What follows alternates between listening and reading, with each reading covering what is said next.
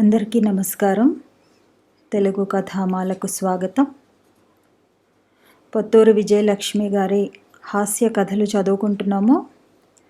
ఈరోజు కథ ది కటాస్. ఈ కథ 2009 మార్చ్ స్వప్న మాసపత్రికలో ప్రచురించబడినది. పొద్దున్నే లేవగానే దేవుణ్ణి తలుచుకోవటం చిన్నతనం నుండి అలవాటు. ఈ మధ్య కొత్తగా దేవుణ్ణి తలుచుకున్నాక గ్లోబలైజేషన్ని తలుచుకుంటున్నాను. అందరూ 60 ఏళ్లకి రిటైర్ అయిపోతారు. నేను మాత్రం 60 ఏళ్లకి అమిత ఉత్సాహంతో రంగంలోకి దిగి వ్యాపారం ప్రారంభించాను. మా ప్రోడక్ట్ పేరు ది కటాస్. నార్త్లోనూ నార్త్ ఈస్ట్లోనూ బాగా అమ్ముడవుతోంది. భూటాన్, శ్రీలంకల్లో కూడా ప్రోత్సాహకరంగా ఉన్నాయి అమ్మకాలు. నేపాల్లో మొదట ఒక మోస్తరుగా ఉన్నా తర్వాత బాగా పుంజుకున్నాయి. కాలక్షేపం, డబ్బు, బోలెడంత గౌరవం.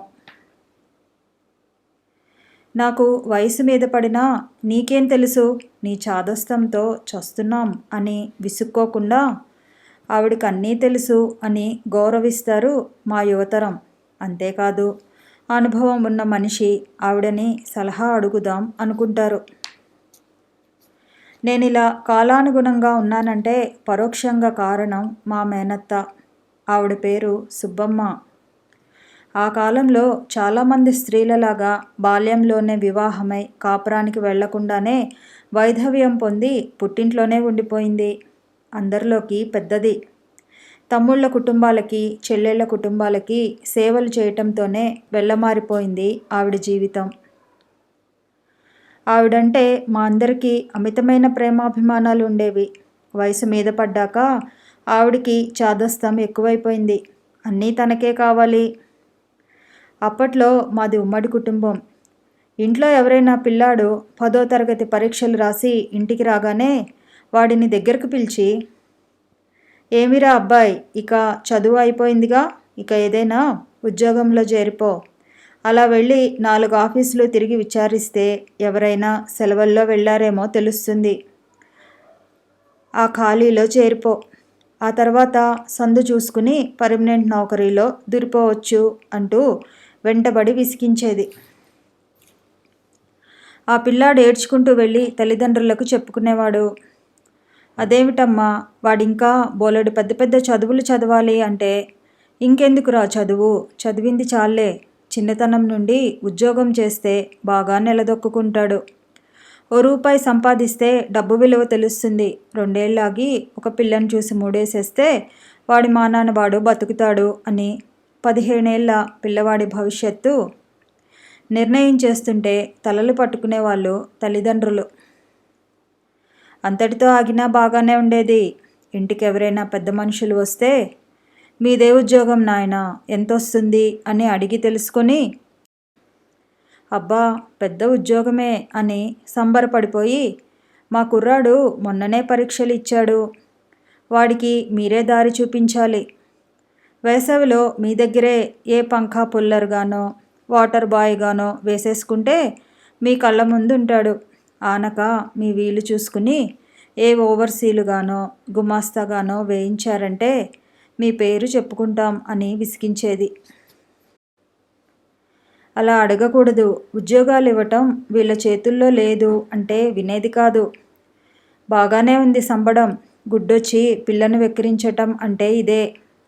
తెనాలి గవర్నమెంట్ ప్లీడరు భానుమూర్తి గారి కాళ్ళు పట్టుకొని మన విఠల్ గాడికి, విశ్వం గాడికి ఉద్యోగాలు వేయించలేదు నేను అని దెబ్బలాడేది. ఎవరి అబ్బాయికైనా ఉద్యోగం వచ్చిందని తెలిస్తే వాళ్ళని పనిగట్టుకుని ఇంటికి పిలిచి ఓ మనవరాలిని దొరకబుచ్చుకొని దానికి పట్టుపరికిని వేసి వాళ్ళకి ఎదురుగా నిలబెట్టేది. చూశారుగా, బంగారం బొమ్మ, చిదిమి దీపం పెట్టుకోవచ్చు, మీ పిల్లవాడికి చేసుకోండి అనేది. ఇలాంటి పిచ్చి పనులన్నీ చేసి అందరి చేత అక్షింతలు వేయించుకునేది. రాను రాను ఆవిడతో విసిగిపోయాం అందరం. పైకి చెప్పకపోయినా అందరం భగవంతుడా మాకు విముక్తి ప్రసాదించు అనుకున్నాం. ఆవిడ వెళ్ళిపోయింది. మా మేనత్తను చూసి నాకు జ్ఞానోదయం కలిగింది. ఆవిడ అంత హైరాణ పడిపోయి ఎదుటివారిని వేధించడానికి గల కారణం ఒక్కటే. పెద్దదాన్ని నాకెందుకు బయట విషయాలు అంటూ బయట వస్తున్న మార్పుల్ని గమనించకుండా కూపస్థ మండూకంలా ఉండిపోయింది. వచ్చే మార్పు మనం వద్దనుకున్నా రాకమానదు. మనం ఆచరిస్తామా లేదా అనే విషయాన్ని పక్కన పెట్టి మన చుట్టూ జరిగే మార్పులను ఓ కంట గమనించాలి, అన్నీ తెలుసుకోవాలి. ఆ నిర్ణయానికి వచ్చాక ప్రతిరోజు క్రమం తప్పకుండా ఇంగ్లీషు, తెలుగు దినపత్రికలు చదవటం, టీవీలో వార్తలు చూడటం నియమంగా పెట్టుకున్నాను. దాంతో అన్ని సంగతులు తెలుసుకుంటూ కాలానుగుణంగా మాట్లాడుతూ ఉండటం వల్ల పిల్లలు నన్ను గౌరవించటం, అవసరమైతే ఏదైనా సలహా అడగటం చేస్తూ ఉంటారు. మన చుట్టూ ఎన్నో మార్పులు. టెలివిజన్ని చూసుకుని మురిసిపోతూ ఉండగానే కంప్యూటర్ వచ్చేసింది. జీవన విధానం మారిపోయింది. ఇక ఆ తర్వాత గ్లోబలైజేషన్ వల్ల మరింత మార్పు వచ్చింది. మాకు సిటీలో పెద్ద స్థలంలో ఇల్లుండేది.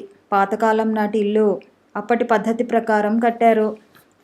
ఆ తర్వాత ఆ మోడల్ పాతబడిపోయింది. అందుకే అది పడగొట్టి ఆ స్థలంలో ఫ్లాట్స్ కడదాం అనుకున్నారు కుర్రకారు వాళ్ళు.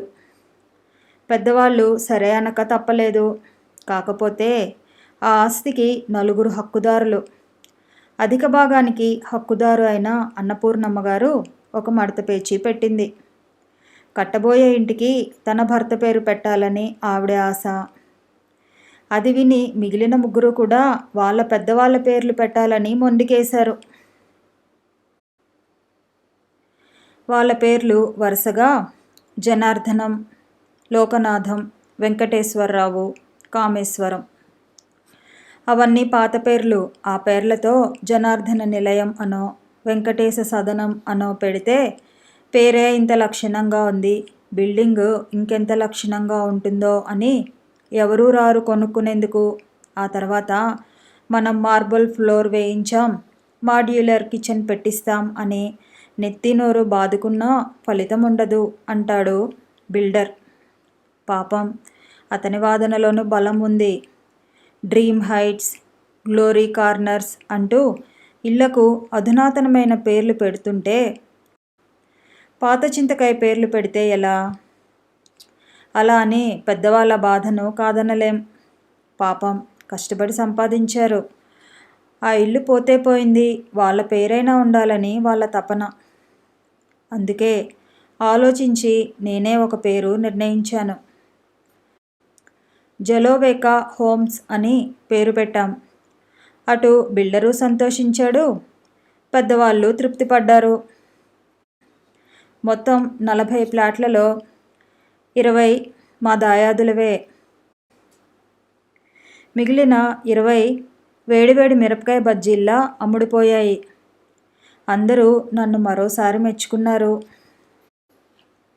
గతంలో విదేశాలకు వెళ్ళిన బంధువులు ఏ రేడియోనో వాచీనో తెచ్చిస్తే 4 ఆడపిల్లల తర్వాత పుట్టిన మగపిల్లాడిని చూసుకుంటున్నట్లు అపురూపంగా చూసుకునేవాళ్ళు.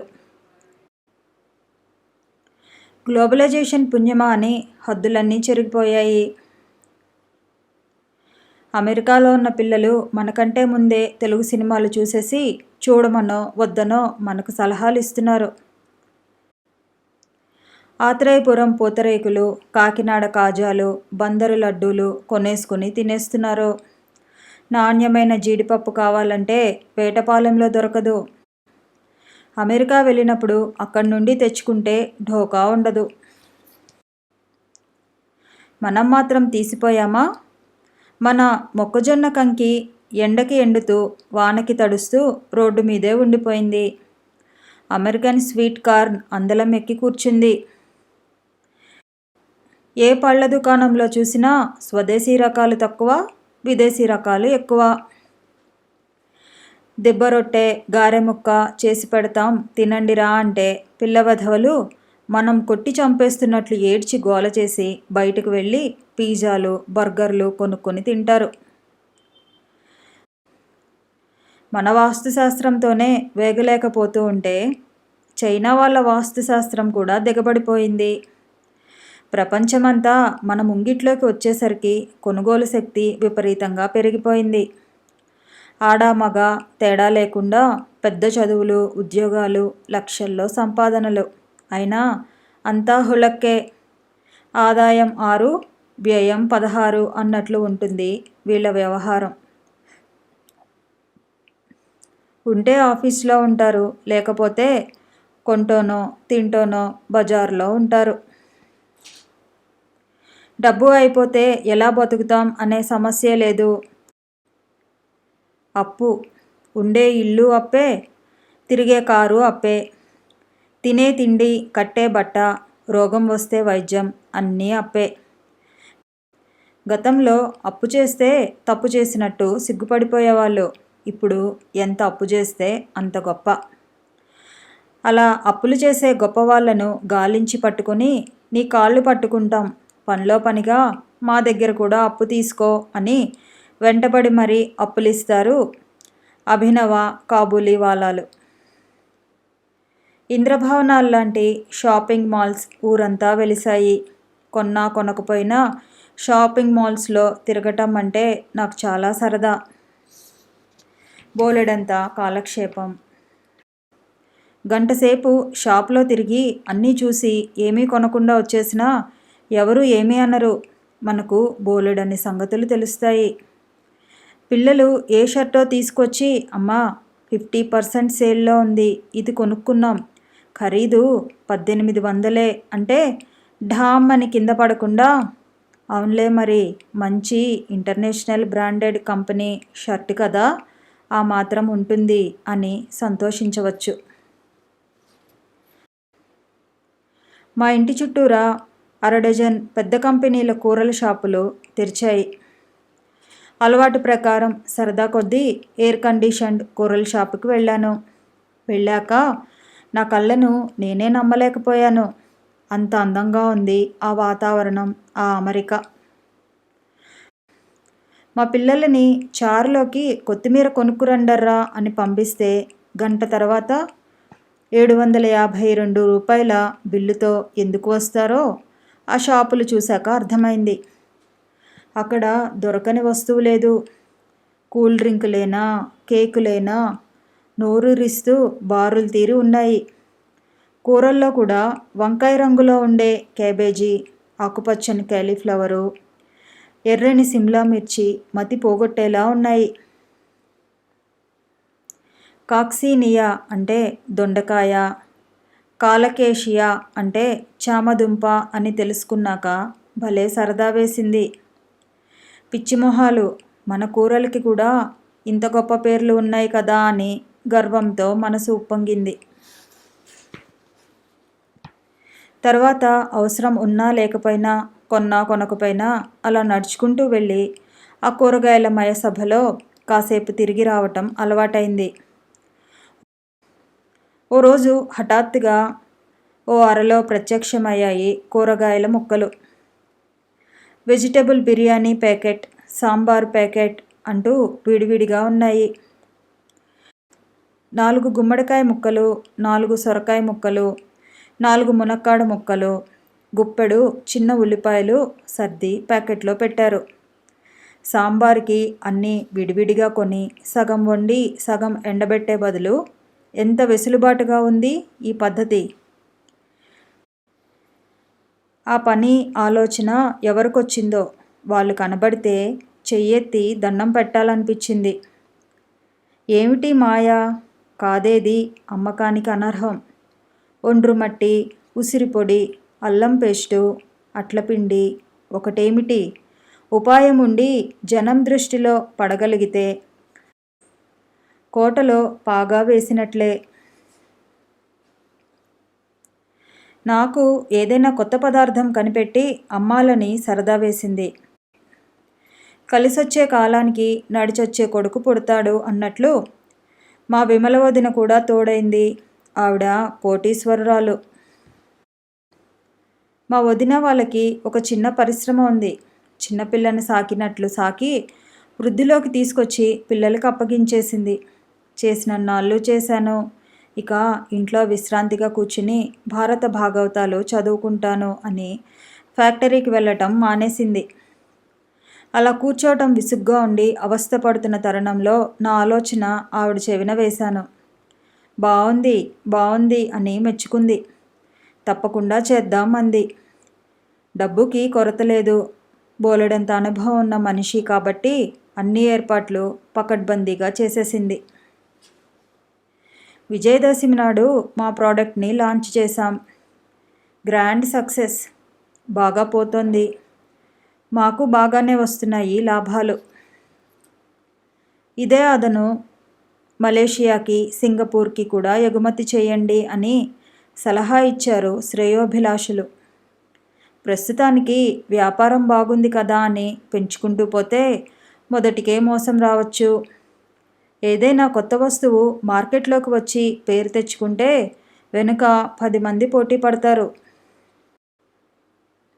మన పొరుగు దేశం వాళ్ళు, ఈ రంగంలో ఆరితేరిన వాళ్ళు రేపే పోటీకి మా కటాస్నే టకాస్ పేరు మీద మేము అమ్మేదానికంటే తక్కువ ధరకే తయారు చేసి మార్కెట్లలో దిమ్మరించేస్తే మేము మునిగిపోతాం.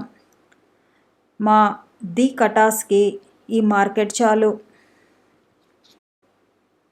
ఇంతకీ ది కటాస్ అంటే ఏంటో చెప్పలేదు కదూ. ఆ పలంగా తినే పదార్థాలు. ఆ మధ్యన ఒకసారి పిల్లలతో కలిసి ఒక పెద్ద హోటల్కి డిన్నర్కి వెళ్ళాం. దాలే దర్బారే షెహెన్షా అని ఒక మొగలాయి వంటకం పెట్టాడు ఆ హోటల్ వాడు. తీరా చూస్తే అది కలగలుపు పప్పు. నెలాఖరులో తలా కాసిని ఉన్న పప్పులన్నీ కలిపి వండేసి తిరగమూత పెట్టేది మా అమ్మ. అదే ఈ దాలే దర్బారే షెహెన్షా. అది చూశాక నాకు ఈ కటాస్ ఆలోచన వచ్చింది. కటాస్ ట్రెండీ అంటే పిండి పులిహోర. బియ్యం బరకగా మరపట్టించి పదునుగా ఉడకబెట్టి వార్చి చింతపండు పులుసు, ఉప్పు, పసుపు వేసి పులిహోర పోపు వేస్తాం. ఆ పదార్థాన్ని 200 గ్రాముల చొప్పున ప్యాక్ చేయిస్తాం. ఆలోచన నాదే, ఆచరణ మా వదినది. ఉష్ణోగ్రతలు పాడైపోకుండా తీసుకోవలసిన జాగ్రత్తలు వగైరా చూసుకునేందుకు నిపుణులను నియమించింది. యంత్ర సామాగ్రి, అనుమతులు, అమ్మకాలు అన్నీ పకడ్బందీగానే ఏర్పాటు చేసింది. మా కటాస్ ట్రెండీ ప్యాకెట్ మీద ఇంగ్లీష్లో ముద్రించిన సమాచారాన్ని తెలుగులోకి అనువదిస్తే తినే పదార్థం బరువు 200 గ్రాములు, క్యాలరీలు 350, వాడబడిన పదార్థాలు బియ్యం, చింతపండు, ఉప్పు, ఇతర మసాలా దినుసులు, అనుమతింపబడిన రంగులు, ప్రిజర్వేటివ్స్. వాడే విధానం: ప్యాకెట్ని 2 నిమిషాలు మైక్రోవేవ్ ఓవెన్లో వేడి చేసి కత్తిరించి ప్లేటులో వేసుకుని తినాలి. మీకు కావాలంటే 4 చిప్స్ నంచుకు తింటే మరీ అమోఘంగా ఉంటుంది అని ఉంటుంది. మా పిండి పులిహోర. అదే ది కటాస్ ట్రెండీ విజయం. సాధించాక కొత్త ప్రయోగాలు మొదలుపెట్టాం. కొరివికారం, గోంగూర, ఆవకాయ వంటి పచ్చడులు ఉడికించిన రవ్వకి కలిపి green melody, spicy dream, melting moods అని పేర్లు పెట్టి ప్రజల మీదకి వదిలాం. అవి ఇంకా బాగా పోతున్నాయి. మా ప్రోడక్ట్కి ది కటాస్ అని పేరెందుకు పెట్టామంటే కాకతాళీయంగా మా అమ్మ పేరు, మా విమలొదిన వాళ్ళ అమ్మ పేరు కూడా వెంకటలక్ష్మి. నాకు మార్గదర్శకురాలు మా మేనత్త పూర్తి పేరు వెంకట సుబ్బమ్మ. అన్నీ కలిసి వచ్చాయి. అందుకే కాలానుగుణంగా ది కటాస్ అని పేరు పెట్టేశాం. మేము బతుకుతున్నాం, మరో 10 మందికి పని కల్పిస్తున్నాం. ముందే చెప్పానుగా, ఇవి అమ్మేవాళ్ళ రోజులు. కాస్త బుర్ర ఉపయోగించి కొత్త పదార్థం అమ్మితే కొనేవాళ్ళు కోకొల్లలు. మా కటాస్ని ఎవరైనా కాపీ కొడితే ఏ పేలపిండి వడియాలో అమ్మచ్చు, ది పేలాస్ అనే పేరుతో. ఏ విధమైన విద్యార్హతలు లేకపోయినా నేను ఈ విధంగా పైకి వచ్చానంటే దానికి కారణం గ్లోబలైజేషనే. అందుకే మనస్ఫూర్తిగా మరోసారి చెప్తున్నాను, గ్లోబలైజేషన్ జిందాబాద్. మరొక కథతో మళ్ళీ కలుసుకుందాము. ఈ వీడియో నచ్చితే లైక్ చేయండి, షేర్ చేయండి, కామెంట్ చేయండి, ఛానల్ని సబ్స్క్రైబ్ చేసుకోండి.